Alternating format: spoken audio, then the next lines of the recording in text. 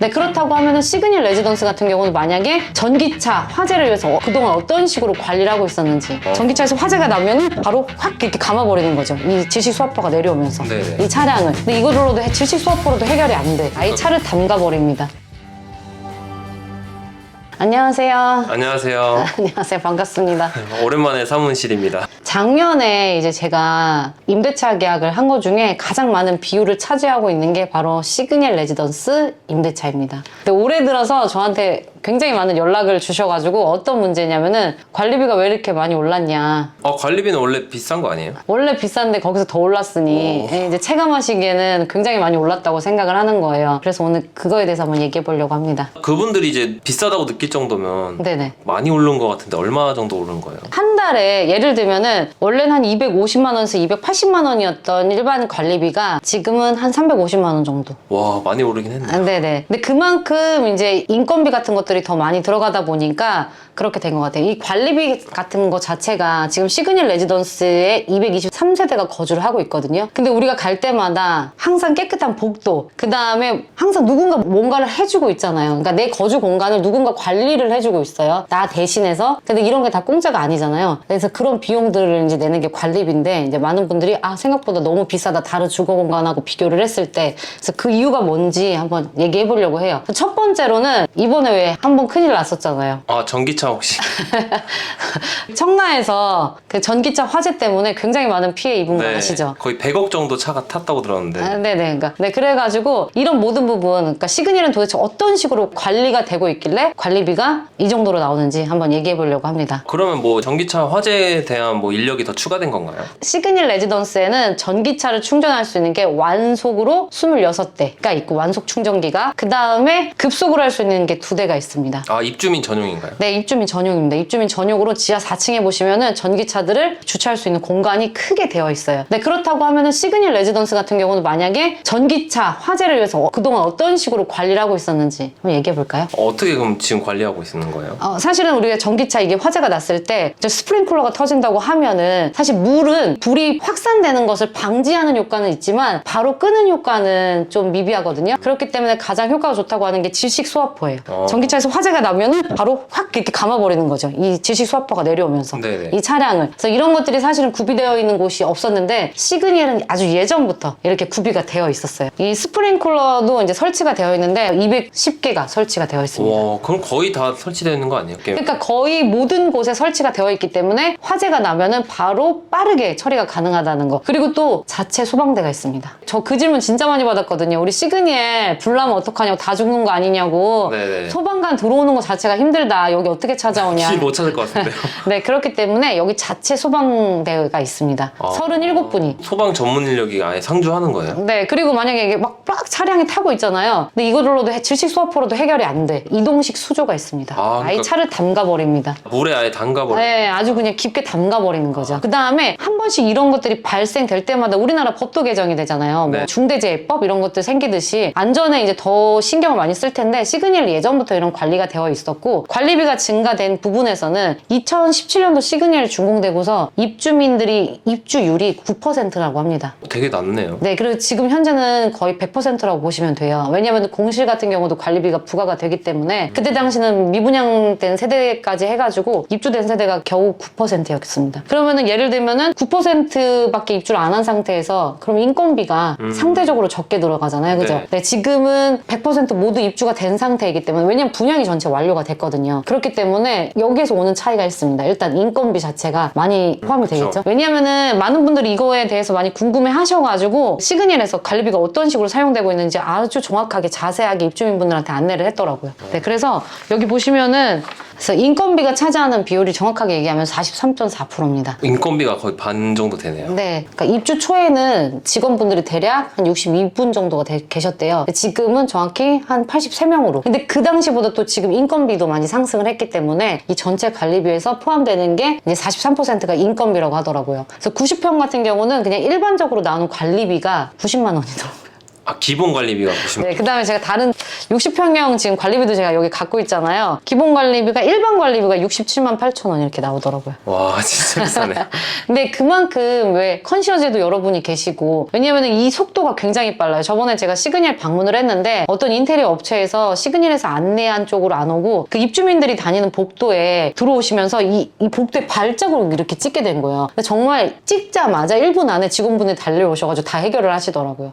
네, 그 정도로 빠르게 대처하기 위해서 많은 분들이 이제 계시기 때문에 이 서비스를 위해서 그래서 인건비가 많이 차지하고 있고 그 다음에 이런 수도 광열비 같은 게 28%, 그 다음에 수선 유지비 같은 게 이제 한 11%가 들어가는 것 같은데 이 수선 유지비 같은 경우는 우리가 입주 초에는 모든 것들이 새 거이기 때문에 돈이 들어가지 않아요. 우리가 집에서 기계를 써봐도 알잖아요. 이게 이제 시간이 점점 지나가다 보니까 그 다음에 또 우리 특수한 주거 공간에 살고 있잖아요. 초고층 건물 안에 살고 있기 때문에 엘리베이터 자체가 설치하는 것 자체도 힘들었지만 관리도 굉장히 힘들거든요. 근데 이런 유지비 같은 것들이 또 많이 발생을 하겠죠. 당연히 입주 초보다는 시간이 지남에 따라. 나머지는 이제 장기 수선 충당금이 들어가고 있습니다. 이게 작년 23년 7월부터 부과가 되고 있어요. 그리고 세대당 보니까 이것도 평형별로 좀 다른 것 같긴 한데 90평형 기준으로 한 28만 원이라고 보시면 될 것 같아요. 근데 그 엘리베이터 얘기하셔서 엘리베이터 타보신 분들 알겠지만 진짜 빠르잖아요. 네네네, 그걸 맞아요. 어떻게 수선하는 거예요? 엄청 비쌀 것 같은데. 네, 올해인가 로프 공사 했었어요. 시그니엘 레지던스. 그러면서 한 달 동안 이삿짐 못 들어오고 그랬거든요. 그 로프 공사 안전을 위해서 하는 거기 때문에. 근데 그것도 이번에 이제 장기 수송 충당금으로 대체를 했더라고 하더라고요. 대체를 했는데 비용이 9억 원이 들었다고 합니다. 와, 엘리베이터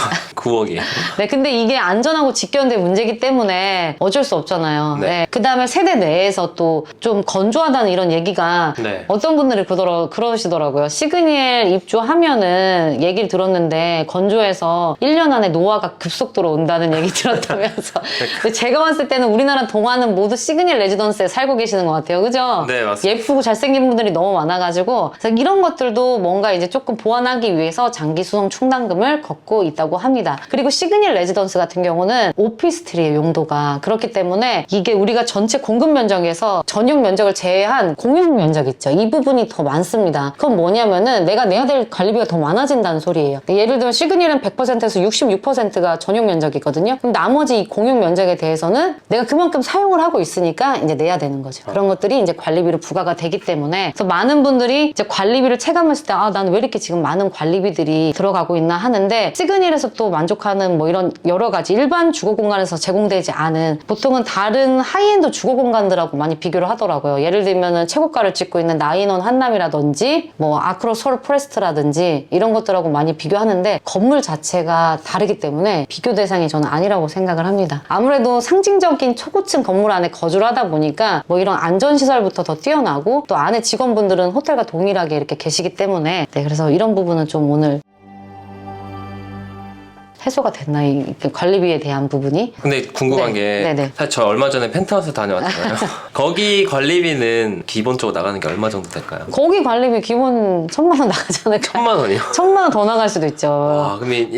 1년이면 거의 1억 2천이네. 여기 보시면 해당 항목이 많아요. 일반 관리비, 청소비. 진짜 청소비도 많이 나올 것 같아요. 정말 깨끗하잖아요. 네. 저는 진짜 시그니엘 다니면서 여기에서 뭐 하나 떨어져 있는 걸 본 적이 없어요. 경비비 같은 것들도 있고. 네, 근데 경비비 이 보안이 제가 느낀 건데 시그니엘에 만약에 뭘 훔치러 들어왔다가 나갈 땐 못 나갈 것 같아요. 바로 잡힐 것 같습니다.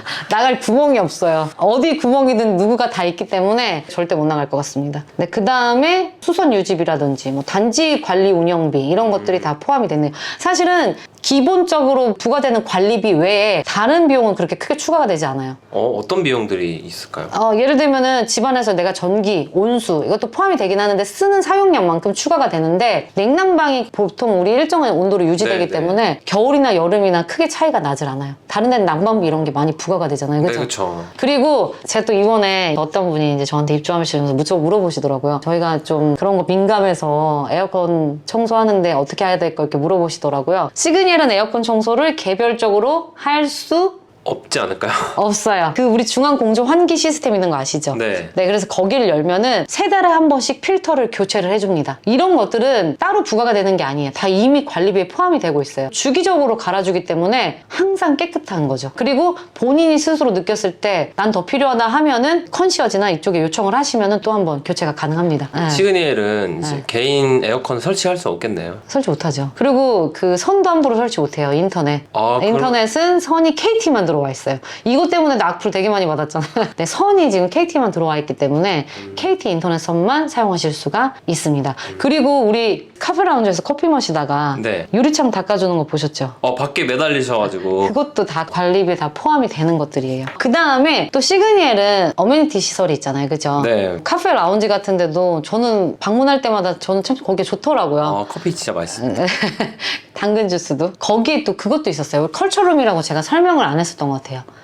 최대 인원이 42명을 수용할 수 있습니다. 시간당 그리고 비용은 아무리 입주민을 위한 커뮤니티 시설이라고 하더라도 비용이 발생을 해요. 왜냐면 우리가 사용하고 나면은 청소는 누가 합니까? 이거는 그냥 공용 비용으로 하는 건 말이 안 되기 때문에 한 시간당의 비용 발생을 하지만 외부 업체랑 비교했을 땐 굉장히 저렴한 가격에 이용할 수 있는 것이고 그 다음에 또 게스트룸 같은 거. 저번에 우리 영상 찍었던 거 기억나시죠? 근데 그게 생각보다 만족도가 되게 높더라고요. 네. 시그니엘 호텔이 예약하는 게 쉽지가 않대요. 맞아요. 특히 연박? 근데 입주민분들에도 제한이 있어요. 1년에 20박인가까지인가 이렇게 제한을 두고 있습니다. 그러니까 여기 보시면은 핸드폰으로 이 시그니엘 레지던스 시설 예약 그 카톡이 있어요. 제가 지금 보시면은 1시 3분에 질문을 해요. 그러면은 1시 5분에 답변이 바로 옵니다. 이걸 처리해서 답변이 옵니다. 이런 식으로 이런 서비스도 아주 편하게 이용하실 수가 있어요. 그리고 이건 시설 예약이고 또 따로 컨시어지랑 연관이 되는 카카오톡이 또 따로 있습니다. 여기 같은 경우도 제가 27분에 질문을 하면 27분에 답변이 오십니다. 거의 칼답이네요. 네, 사실은 우리 전화통화가 기다리는 게 힘들고 그죠? 또 말을 해야 되니까 불편한데 이렇게 편리하게 입주민이 되시면은 모든 것들을 이렇게 사용하실 수가 있습니다. 그래서 이런 부분들이 사실은 내 주거 공간을 내가 사서 있지만 누군가 관리를 깨끗하게 이렇게 해주기 때문에 내가 지금 너무 만족하면서 살고 있는 거잖아요. 근데 항상 나를 위해서 안 보이는 곳에 일을 하는 사람이 있다고 하면은 그게 다 공짜가 아니고 돈이 들어간다는 사실. 그리고 시그니엘은 관리비가 또 비쌀 수밖에 없는 게 우리나라 부평이 몇 평이죠? 34평 아닌가요? 네, 근데 전부 다 또 대형으로 이루어져 있잖아요. 네, 맞습니다. 가장 작은 평수가 60평이기 때문에 당연히 제가 지금 전용 8사에 사는 거랑 이런 공급평형 70평형, 90평에 사는 거랑 당연히 관리비가 굉장히 많이 차이 날 수밖에 없겠죠. 그리고 또 이런 하이엔드 주거 공간하고 비교하자고 하면은 세대당 이제 평균적으로 시그니엘 한 360만 원 나온다고 하면은 나인원 한남은 240만 원 정도 나온다고 합니다. 아크로 서울 포레스트 같은 경우는 160만 원 정도? 네, 일단은 일하시는 직원분들 숫자는 현저히 차이 나는 거는 제가 직접 방문을 해봐도 그건 알 수 있어요. 뭐 로비에 계시는 분들이라든지 그 다음에 시그니엘 같은 경우는 쿠팡, 배달 모든 것들이 오더라도 밑에 컨시어지에서 다 가져다 주시거든요. 그렇기 때문에 그런 뭐 인력들까지 해서 당연히 인건비 때문에 이런 차이가 많이 난다고 저는 생각을 하네요.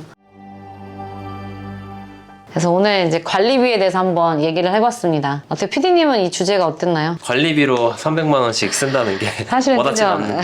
그죠. 이게 어떻게 보면 어떤 분들의 월급이 될 수도 있는 건데 네, 많은 분들도 이런 주거 공간에서 사용하시면서 내가 내는 관리비가 어떻게 사용되고 있는지 굉장히 많이 궁금해 하시더라고요. 그래서 시그니엘 같은 경우는 이런 부분 때문에 이제 관리비의 차이가 좀 있다 이렇게 알아주시면 될 것 같습니다. 그러면 오늘은 여기까지 한번 얘기해보는 걸로 하고 이 영상이 나갈 때쯤 이제 한가위가 오네요. 아무쪼록 그 연휴 잘 보내시고 네, 모두 건강하시기 바랍니다. 네, 오늘도 긴 영상 시청해주셔서 감사합니다.